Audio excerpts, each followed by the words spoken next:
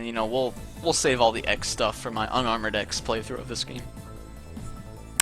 Okay, so next, as you can see, Infinity Maginian afflicts Commander Mark and Rainy Turtleoid. That makes pretty much the stages like darkened and has like black all over the screen. But first, I'm going to equip a part, and by a part, I mean I'm going to be equipping 2 parts. You might notice, basically the rank system.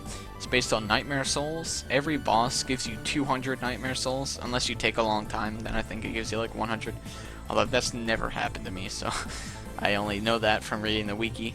And then every Nightmare enemy you kill, which are like the squid tentacle things, give you like 8 souls at max, and like maybe 2 at minimum, depending on, like, if a Nightmare Soul, when you kill a Nightmare, it starts off at like max size and it's 8, and then it slowly shrinks and then disappears.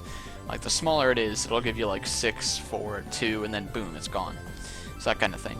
So what I did is I killed 2 Mavericks, or Investigators. So that gave me 200 souls per Maverick, and that would equal 400, and you need 500 to equip 1 part to open up your slot to get to like rank A, I think it is, rank B maybe. So that means I would have to get 100 Nightmare Souls from Nightmares, which is what I did by killing all those Nightmares throughout those stages. So that means I can equip 1 part. Saber Plus, I've got D-Converter, I've got Hyper Dash, I can equip 1 part. Or, what I could do is do that. What that did was basically I pressed X and triangle on the same frame. So that means I basically pressed them both at the exact same time, like to the microsecond, to the exact same time. I pressed both of them, and what that did was it equipped the part, but it also backed out of the menu, so the slot didn't get filled. I'll show it again. So what I did was this: the part was equipped, but the slot is also not filled in with the part. So I'm going to equip this. And then the game is like, well, wait a minute, Hyper Dash is equipped, but it also equips Saber Plus. Because, you know, you press X on that, and then there's a free spot. So basically, Hyper Dash is occupying the visible slot, while Saber Plus is occupying one of the non-visible slots. Yeah, that's how that glitch works. It's pretty helpful. And basically, it lets me equip 2 parts for the price of 1. So rank isn't as important as it was before I found out about this glitch. But now I'm going to show you the Nightmare effect for Rainy Turtleoid from Infinity Maginian. And most people, rightly so, have a bone to pick with this Nightmare effect. Alright, here we go. This is it. The one that everyone complains about. A lot of people say that this can happen in every stage, but like I explained earlier with the Nightmare system, this can only happen in, in these 2 stages. It doesn't happen randomly in every stage. Oh man, I played that stage and it randomly had the blind Nightmare effect. What do I do? What do I do? This game is bad. No, that's not really how it works. That's why I saved that Reploid, by the way. Oh, by the way, another thing. Guard Shell. Whoops, I didn't mean to do that. Guard Shell. You notice I'm going into the pause menu to equip it. That's because you can't, like, quick select it. Like, I have it quick switched, and I'm pressing, you know, the alternate weapon button. I'm just shooting my Buster. The only way to do this is to equip it in the pause menu. And that's because every move in this game has, like, I guess a Street Fighter style way of equipping it. And that's like, you press a button combo.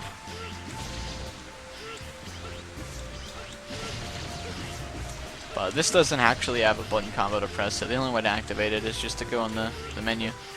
And you'd think that would be like a glitch, or sort of like a, you know, a forgot, like lazy development, but that's actually not necessarily lazy development, because you can't do that with any other item. For example, Yamar option, not item, but like upgrade. Yamar option you cannot equip from the menu. You can only equip it by doing like the Street Fighter-esque move. So like that's their purpose design for Guard Shell, was it to be, I died there kind of on purpose, for it to be activated via the menu. It's not like they were lazy and forgot to, you know, do something.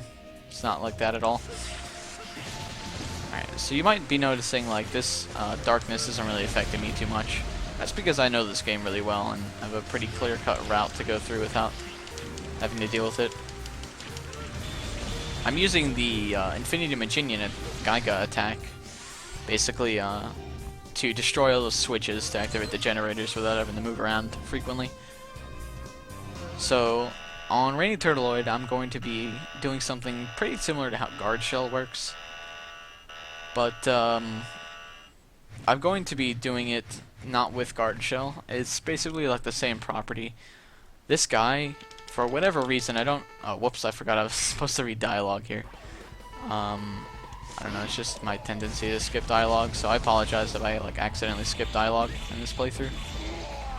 So what I did there was the backslash, like when you slash and then turn around, it has a specific property that when melded with the front of Rainy Turtleoid, create the Guard Shell effect without Guard Shell. It can only be done on that boss as far as I know right now. And yeah, that's how I killed him. It's a lot faster with Saber Plus. That's why having Saber Plus on was, you know, so helpful. I wouldn't have it on if it weren't for the glitch. I would probably equip Hyper Dash instead, because that's how you go fast. But yeah, like I said, I apologize if I skip dialogue. Like, this dialogue's not really important. The dialogue in the game in general is not really that important. I wouldn't assume that you're watching this for the dialogue anyway. But I'm gonna try to, like, read cutscenes and stuff. Okay, this is another glitch I'm about to show you. The move that you got, first of all, I would like to say that Nightmare Effect, Commander Umark, and Scarabitch creates like a rain, like just rain across the stage, certain areas. So the move that Rainy Turtleoid gave us is called the Ansuizan. This move functions kind of weird. Basically, when you use it, alright, say I took damage, and then I use the Ansuizan. My invincibility frames will be reset to like the regular invincibility frames, so we'll label this as 1. So when I do this, you can see how fast it is. It's like a spin slash. Sort of like that's the regular one and that's the Ansuizan. It's modified spin slash. Halts you in midair for a little bit, which might be useful for some people later to like make certain jumps. Alright, so what this does, reset your invincibility's frames to 1, which is, you know, regular, walking in on enemies taking damage, you know, being invincible for like 2 seconds, you know.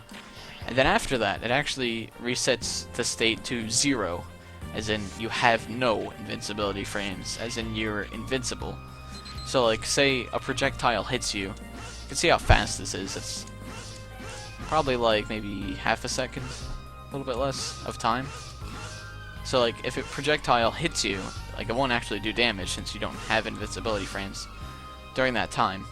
And then after the attack is done, you go back to normal. So it goes basically, you start the move 1, like a frame after that, you go back to 0, and then like you don't go back to 0, but you go to 0, and then after 0, like when the move is closing. It's kind of difficult to see this because of 30 FPS YouTube cap, but in 60 FPS, if you like playing the game, you'll see the circle be generating more fluidly. But like, as the circle's coming to a close, I would say like as an 80%-ish full circle, it resets your invincibility state back to 1. So it goes like 1, 0, and then 1, basically. So let's start this stage, and I'm going to be doing something here. And I'm not going to mention it for a little bit, so pay attention. See this, oh, whoops, yeah, that's the, Sheldon Nightmare Effect. That's still affecting the stage. See what I did there? Whoa, wait a minute. You just flew through me. I'm gonna grab these guys. Wait a minute. Isn't that supposed to do damage? That's weird. I don't know what's going on.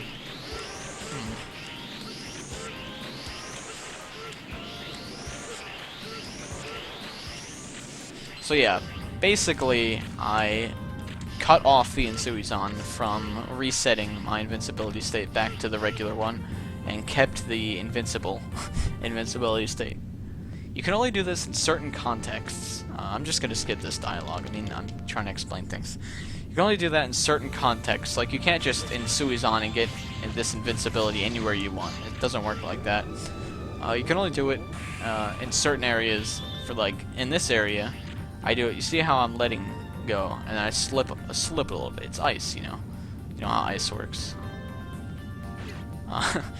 So basically what I'm doing is, at the very edge, when I'm slipping, I Insuizan. And then, as I'm Insuizaning, there's, you know, that half a second that you've got that invincible state.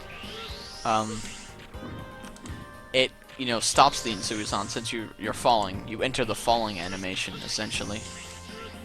So, you know, that just overwrites the Insuizan animation. And, you just keep the invincibility frames. There's no, like, check to, like, turn it off or anything. And the only way to disable invincibility would be by Insuizaning again. Like this. And then anything else that resets your invincibility state with, like, a check parameter, which would be, like, entering a cutscene or something. So, basically, if you get invincibility, you're going to be good for the whole level, until you hit the boss door, because that counts as a cutscene.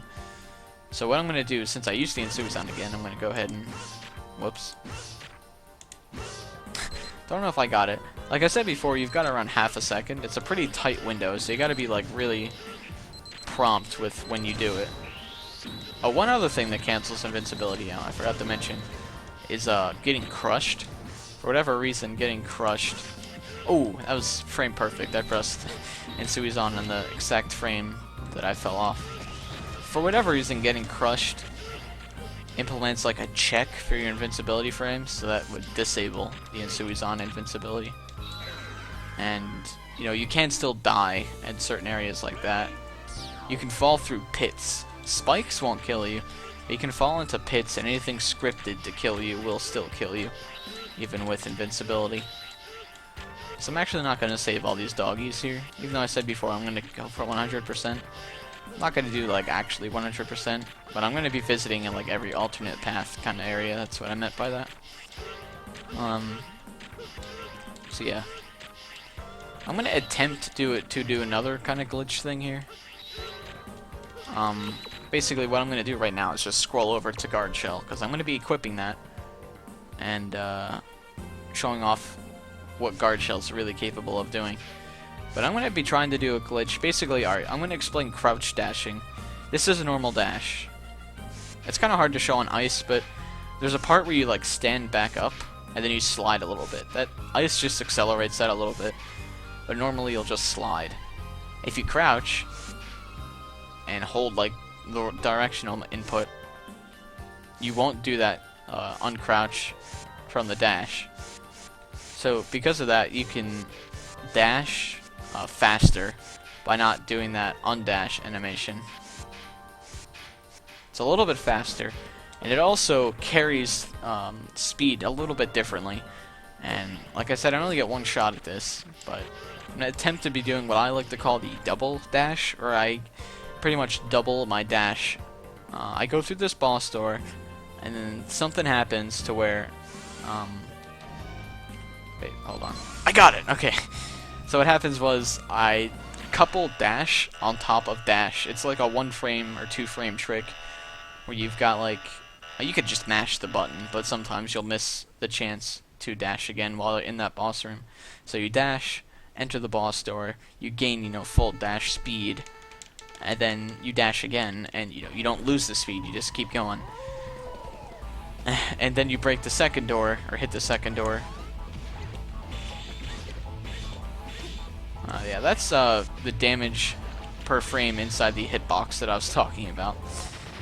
But basically, you dash and then dash again, but your first dash speed is carried over into your second dash, so you go, like, super fast. And that breaks the barrier to where you're supposed to, like, fall on the floor and, you know, initiate the cutscene. You just fly across the room. Pretty surprised I got that in only one attempt. I mean, I was kind of setting it up, but still, it's pretty tough trick to get. So I'm pretty surprised that actually happened. Hyoroga is the move that he gives 0 here. Hyoroga basically is a tall jump, and if you hit a ceiling, you'll be able to do an ice attack. One thing to note is that I'm not doing the boss weakness order in this playthrough. And if you were doing a boss weakness order, your Hyradoga attack would not affect Randy Turtleoid, which is his weakness, and that's horrible game design. That's one thing that most people don't mention, because I don't play the game enough to fight Turtleoid with Hyradoga as 0. I've never heard anyone mention that, but I've actually experienced it, like trying to do like a weakness only kind of playthrough, and it didn't work. I couldn't figure out a way to get it. Maybe there is a way to do it, but I couldn't figure out a way, so I don't know. I think that's kind of awful. And before anyone says, see, I told you X6 is bad, there's a lot of stuff in X4 that you can't do weaknesses on with 0, so just point that out.